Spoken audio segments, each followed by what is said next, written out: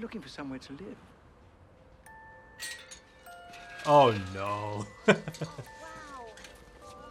mate, check the tower. I'm afraid the tower is unsafe. Is it now? Yeah, but why is it so cheap? There's a catch. There's always a catch. So you'll sign the contract? Yes.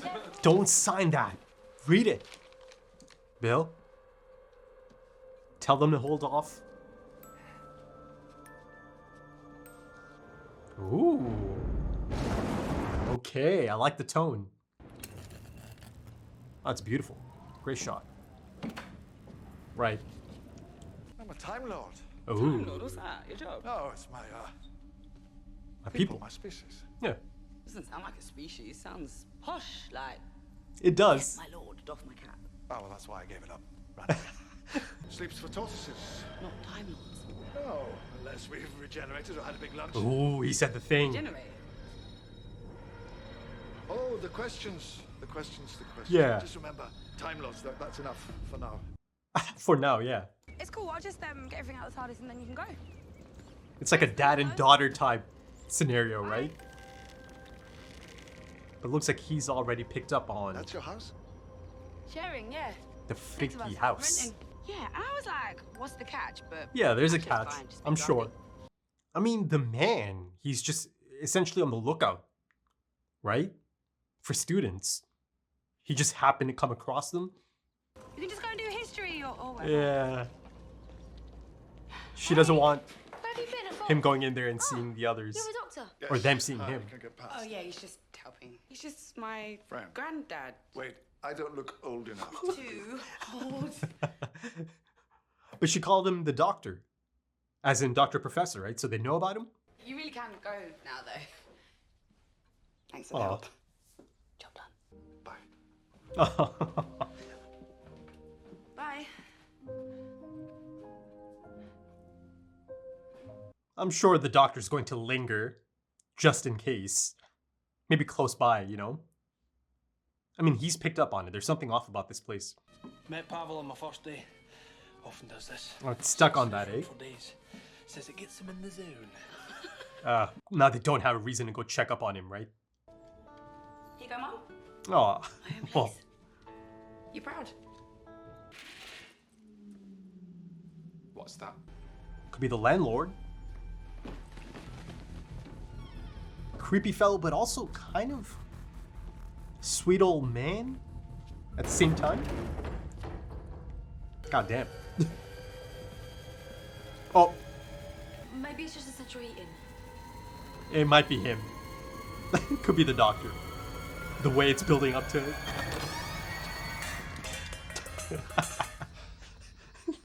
There isn't any. They all like him, Phew. but she's kind of embarrassed by him. Just needs updating. Didn't hear you come in. For a man such as myself, discretion is second nature. So, I bet. Gathering. Ugh. All here. He seems kind of familiar. His face. A cat? I can't quite place it though. Everything you touch is like. It's unavoidable, my dear. How do you get into the tower? You don't. Okay, there's something the in tower there is specifically excluded from the terms of our agreement. that they all just rush to sign. Oh, the washing machine. Don't go out there.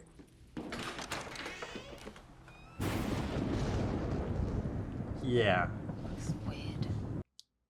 he might be a part of the house. Though he did leave the house to go see them, right? That's the noise I heard. Fascinating. Basically, this is the bit of my life that you're not in. Hmm. Do you know what I mean? I know what you mean. Oh, it's freaky Scooby-Doo house. And he's kind of like Shaggy, tall as well. If you get scared in the night, you know where I am, yeah? Oh yeah. Just if you need any of my help or Oh yeah. my whatever. Sorry, you're not my type. Yeah, not quite. Hey, it's not funny!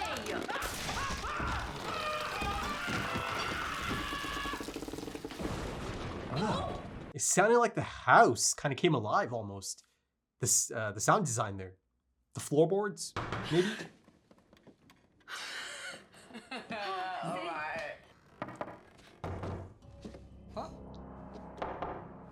What's going on? Try to open it. Ooh. Come on. Y'all are trapped. And that appears to be by design, of course. Look, it's completely sealed. Yeah. I don't understand. The house is essentially alive, you know? It's like a breathing space.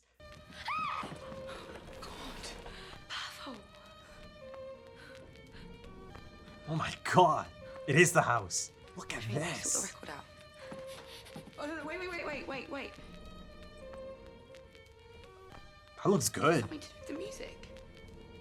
But why is Bill so calm? She's not even like freaking out. Did someone do this to you? I have no desire Right to on cue. intrude, but I felt there was a problem. Hope is its own form of cruelty. Huh. Pavel, no, wait, It's a great line of dialogue. Oh god. He's released. And he's become part of the house? He's preserved in the walls, in the very fabric of the building forever.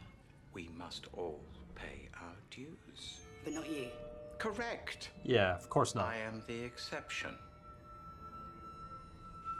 He brings people to the house. You came here, you signed the contract. They sure did. Pay up now. It's time to pay.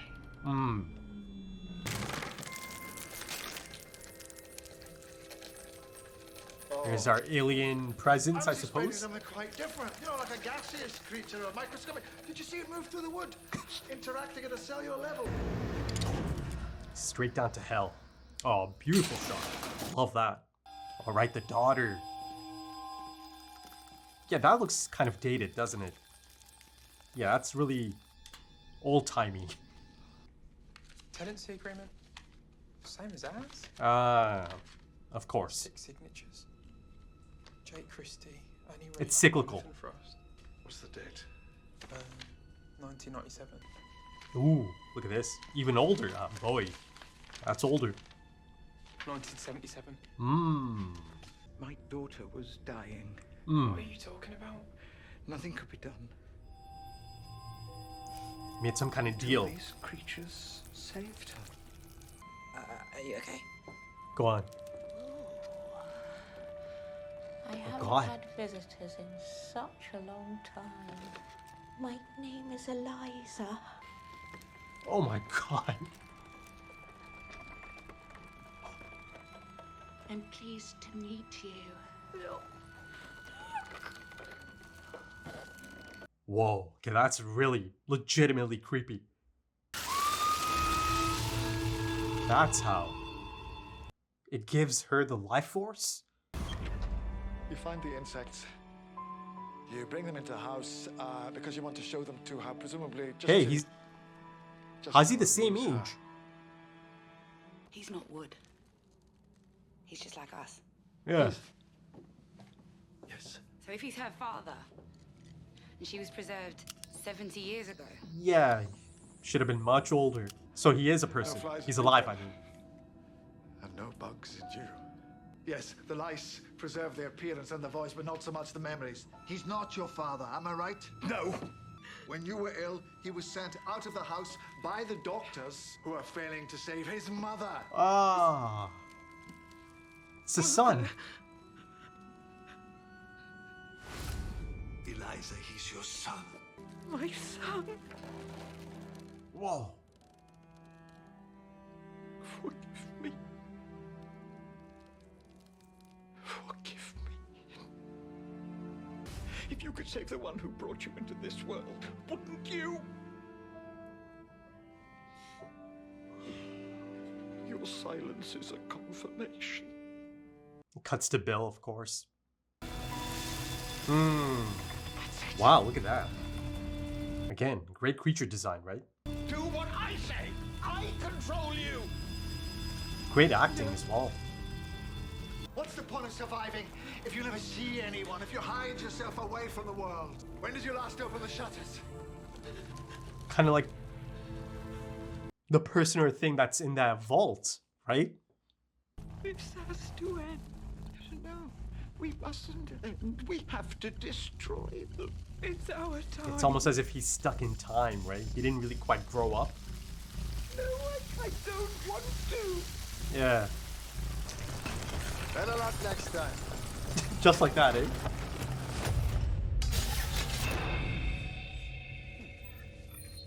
Oh, here he comes. Actually, I'm not that hungry. Well, I am. Obviously. 2 full bags, eh? Our friend inside's been a little restive lately. I can sort that out. No, it's all right. I don't mind. Good night, now, Dole. Okay. So he needs a bit of alone time, does he? Look, I know you miss it all, but I'm stuck here too, you know? We're both prisoners. Tethered. There's a haunted house and wood lice from space. And lots of young people get eaten. That did it. I'm coming in.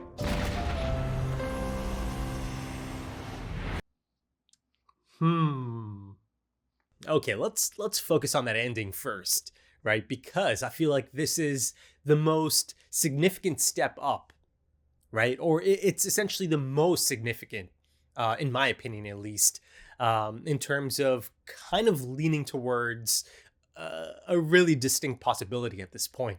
You know, I mean, you know, I've actually put this possibility out there because it feels like it is one of the, you know, strong contenders. But yeah, this ending specifically, now I'm really beginning to, you know, feel like indeed that might be Missy in there. You know, at this point, I feel like I can really kind of lock that in as my top pick, right? If anyone's to ask me right now at this point, go on right now, one shot at it, take your pick. I'm saying Missy, right? You know, that exchange after Nardole is asked to leave, or, you know, he's dismissed for the night or for the day, it really truly felt like there is a familiarity there, right? And even a bit of affection, right? You can really sense it. And then, of course, you know, the piano exchange specifically really felt like Missy, didn't it? I mean, it truly felt like a Missy moment, right? Almost as if she's lighting up from behind the door, the vault door, right? As the doctor kind of takes it a step further and entices her with, you know, the possibility of stories of youngsters, right? Young adults or young people perishing. And yeah, you know, you feel that the person behind the gate, behind the door, just lights up. Through the piano itself. So I thought it's a really clever scene. I mean, sure, it could still, you know, catch me off guard, right? There could be a twist. Maybe, you know, it is by design to make it feel like, yeah, okay, this is someone the doctor knows, and you know, it's kind of guiding us, the audience, towards that thought of it being Missy, and then maybe, you know, it ends up being something else entirely, perhaps. But I think the smart money at this point is Missy being behind that door. I mean, it's not just, you know, behind, because you see the doctor goes in there. It's not the first time either from the looks of it, right? It's kind of like their thing, or the doctor's made it a thing, I suppose. You know, you see the 2 bags of food as he walks in. Immediately, you know, it starts throwing up alarm bells in my mind. So yeah, you know, the doctor said he's stuck here as well. So there's an interesting backstory to all of this. And I'm sure, you know, as the series progresses, I'll get into that. You know, I'm guessing maybe in the second half of the series, right? Going towards the finale, perhaps in the final few episodes, maybe I'll begin to get some of the backstory on this. You know, the reason, you know, the doctor finds himself tethered to this spot, and then the reason, you know, possibly Missy is in there and the doctor is attached to her, right? As the protector, as the guardian, as the warden, even, you know. So yeah, you know, it's exciting. It's exciting. The thought of that is really quite exciting to me. But again, you know, it's only 4 episodes in, so maybe I shouldn't be too confident about my prediction, my front runner just yet. You know, there's always a possibility of a misdirect. But yeah, let's kind of move into the episode itself. You know, it's a bit of a different episode, bit of a different approach. I mean, it really felt quite new, or at least really quite refreshing. You know, to me, it felt like it hasn't really gone into this direction recently, at least. So as a whole, I'll say that it's an entertaining episode. It is a decent episode. It is a tale of the first half an hour. And then, of course, once it kind of opens up a bit in the last, 10 or 5 minutes, perhaps a bit of a different, approach, tonally, of course, because, once things become a little bit clear, it kind of settles into the usual.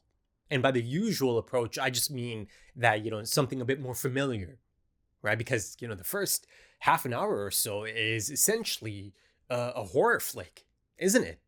And it's really quite enjoyable. Especially because the doctor's in on it as well, right? He's a part of it. He's on the inside, stuck in the house alongside all of the roommates, right? Bill's roommates, people that are, her friends at this point, or in the process of becoming friends. Again, by the end of it, all of them are restored and rescued, but the ones that are taken 20 years prior, and then again another 20 years before that 20 years, those ones didn't really quite get to make it out, though of course, for the sake of the story, it would have been, I don't know, a little bit jarring to see another set of them come out, another 2 sets of them kind of be restored. Perhaps that's a bit far-fetched, given that, again, for one set it's been 40 years, right? And for the other set it's been 20 years. So yeah. I mean, listen, there's a few things here that I don't know, how exactly did they get restored? It's not really something that makes or breaks the episode. Sometimes you kind of have to just go with the flow, right? It's just a thing that happened. They got restored. But yeah, in my opinion, the tonal shift is quite refreshing, right? Again, the horror flick approach. Yes, you see a lot of familiar tropes, but to see it in this setting in Doctor Who, I don't know, I enjoyed it, right? Because you don't really get to see that much. And yeah, there's interesting characters. There's a fantastic guest appearance. Now, listen, the face seems really familiar to me, right? A lot of times, a lot of faces just kind of linger in your mind, but you don't really have a name to attach to the face. But of course, over the span of our lifetimes, you come across so many different faces, right? Maybe in passing on the telly, but the actor playing the landlord, I've got to say that's a fantastic cameo appearance, isn't it? Or guest appearance rather. I'd say it's quite a nuanced performance, right? And you see that shift in his demeanor, because for the most part he really kind of underplays it, doesn't it? So once that shift happens, it really happens, doesn't it? And then beyond that aspect of it, the other shift that happens in the final moments of this episode, in the five final minutes of the episode, his shift back to the child that never really grew up. And listen, of course, he certainly excels at the first part of his role as well, right? Because yeah, he certainly fits the bill as the, I don't know, dodgy landlord, right? The sinister landlord. But even so, I think I even mentioned it during the episode. Yes, he feels sinister, but there is something of a sweet old man feel to him. And, that was in the eyes. I felt that was in the eyes. And, this actor, I thought he did a wonderful job, of emoting, right? You can just kind of read so much into those eyes, that there is something there, right? Yes, in the beginning, even I felt that, yeah, it is kind of creepy. This landlord is kind of preying on these, students, right? Going after them. And then, of course, it becomes clear, indeed, that's exactly the thing he's doing. He's bringing these students back, and feeding the house, essentially. And then, beyond that, it's to keep his daughter alive, right? And my God, that is legitimately one of the most unsettling and creepiest things I've seen in Doctor Who, right? Even though the story behind it is ultimately really quite heartbreaking and tragic, right? The story of this landlord is heartbreaking and tragic, right? So again, there's that shift that happens and it goes into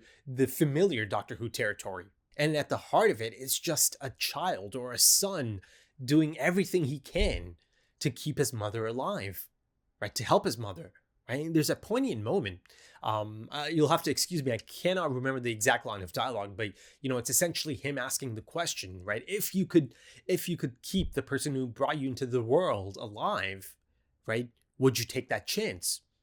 And of course, it cuts to Bill and her reaction as well, right? Because she can relate. But again, I have to go back to that moment because it is so jarring, and the presentation of it is just perfect, isn't it? As that hand comes in from the side, and then of course the face comes in as well. I mean, the prosthetics, the creature design, the makeup, all of that, it is just beautiful, right? Really, really quite impressive. And even though it's really quite a gentle and sweet disposition, there is something kind of jarring about it, isn't it? To see that, just to look at it.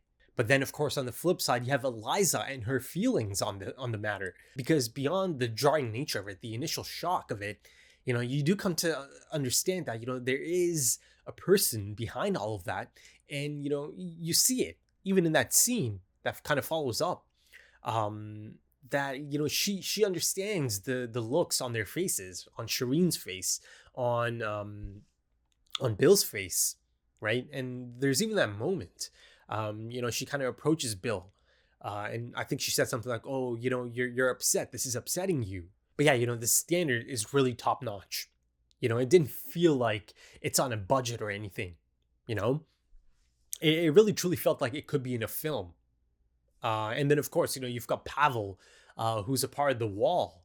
Even there, that looked fantastic. Shocking and jarring, but fantastic. Right? Really quite impressive. But also in terms of the tone that it establishes in the first, half an hour or so, the production design, perhaps the on-location shoot. Yeah, you could tell that a bit of it, or maybe a solid chunk of it is on location.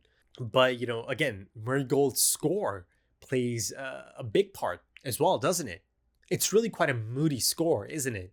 Really quite, chilling and thrilling and, suspenseful, all of that wrapped into one.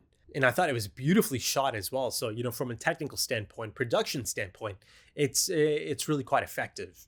Really, really quite effective in establishing that tone or assisting that tone. But going back to that relationship, or at least once the shift happens, right, bit of a twist, because it ends up being the son rather than, that being his daughter.